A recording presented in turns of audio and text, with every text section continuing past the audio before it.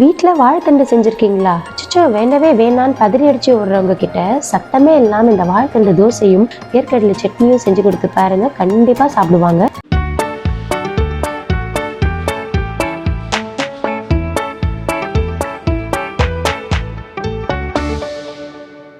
First ஒரு பவுலில் ஒரு 1.5 கப் அளவுக்கு இட்லி அரிசி எடுத்து அதை 2-3 வாட்டி நல்லா வாஷ் பண்ணி எடுத்துக்கலாம். இட்லி அரிசி நல்லா வாஷ் பண்ணி எடுத்த பிறகு 1/2 டீஸ்பூன் சீரகம், 1/4 ஸ்பூன் வெந்தயம், ஒரு துண்டு இஞ்சி, ஒரு பச்சை மிளகாய், ஒரு 3 டேபிள் ஸ்பூன் உளுந்தையும் சேர்த்து தண்ணி ஊற்றி ஒரு 4 மணி நேரம் ஊற வச்சு எடுத்துக்கலாம். நான் இன்னைக்கு இந்த சைஸ்க்கு வாழைத்தண்டு எடுத்திருக்கேன். ஸோ இதில் இருக்கிற நாரெல்லாம் இல்லாத மாதிரி ரஃப்பாக கட் பண்ணி எடுத்துக்கலாம்.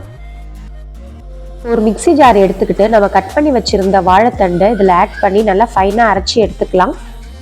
நல்லா ஃபைனாக அரைஞ்ச வாழைத்தண்டை ஒரு பவுலில் ட்ரான்ஸ்ஃபர் பண்ணிவிட்டு நல்லா 4 மணி நேரம் ஊறின அரிசியை இப்போ நம்ம ஜாரில் ட்ரான்ஸ்ஃபர் பண்ணி அதையும் இப்போ பேஸ்ட்டாக அரைச்சிக்கலாம். நம்ம இந்த வாழைத்தண்டை அரைக்கிறப்போ அதோடைய சாறு வெளியே வரும். அதனால் நம்ம அரிசி உளுந்தெல்லாம் அரைக்கிறப்போ தண்ணி தேவைப்படுறப்போ தெளிச்சு தான் அரைக்க போகிறோம்.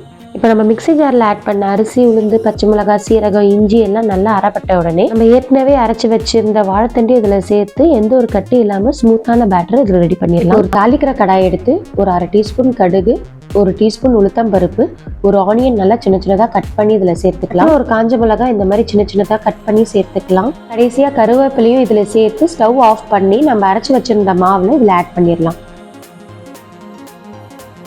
இந்த மாதிரி தாளித்து நம்ம இதில் சேர்த்துக்கிட்டோன்னா வாழைத்தண்டு தோசை நல்லா ஃப்ளேவராகவும் இருக்கும், டேஸ்ட்டாகவும் இருக்கும். அதே மாதிரி இந்த மாவை முடிஞ்ச அளவு 12 ஹவர்ஸ்க்குள்ளே யூஸ் பண்ணிடணும். ஏன்னா வாழைத்தண்டில் இருக்கிற தண்ணி வெளியே சீக்கிரமாகவே மாவு தண்ணி விட்டுடும். இப்போ தேவையான அளவு உப்பு கொஞ்சம் சேர்த்து கடைசியாக ஒரு தடவை கிளறி விட்டுக்கலாம். ஸ்டவ்வில் தோசை தவா வச்சு தவா நல்லா சூடான பிறகு நம்ம அரைச்சி வச்சிருந்த மாவு இதில் சேர்த்து நல்லா ரவுண்டாக சுற்றிக்கலாம். ஃபர்ஸ்டெல்லாம் இந்த தோசைக்கு நான் கடலை எண்ணெய் தான் யூஸ் பண்ணிட்டு இருந்தேன்.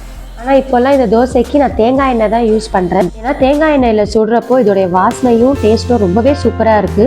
ஒரு லிட்டு போட்டு க்ளோஸ் பண்ணி 1 சைடாக வேக வச்சு எடுத்துக்கலாம். இவ்வளோதான், நம்மளுடைய சூப்பரான வாழைத்தண்டு தோசை ரெடி ஆகிடுச்சு. இந்த தோசைக்கு காம்பினேஷனாக எப்போவுமே வேர்க்கடலை சட்னி தான் அரைப்பேன். இன்றைக்கும் வேர்க்கடலை சட்னி தான் ரெடி பண்ணிட்டேன். நீங்கள் வேறு ஏதாவது சட்னி இந்த தோசைக்கு ட்ரை பண்ணியிருந்தீங்கன்னா எனக்கும் அதை ஷேர் பண்ணுங்கள், நானும் அதை ட்ரை பண்ணி பார்க்குறேன். டின்னருக்கு ரொம்பவே சிம்பிளான ஹெல்த்தியான ரெசிபி நான் இன்னைக்கு செஞ்சுட்டேன். நீங்களும் இந்த ரெசிபியை ட்ரை பண்ணி பார்த்துட்டு எப்படி இருக்குன்னு எனக்கு மறக்காமல் கமெண்ட் பண்ணுங்க. Thank you. Bye bye.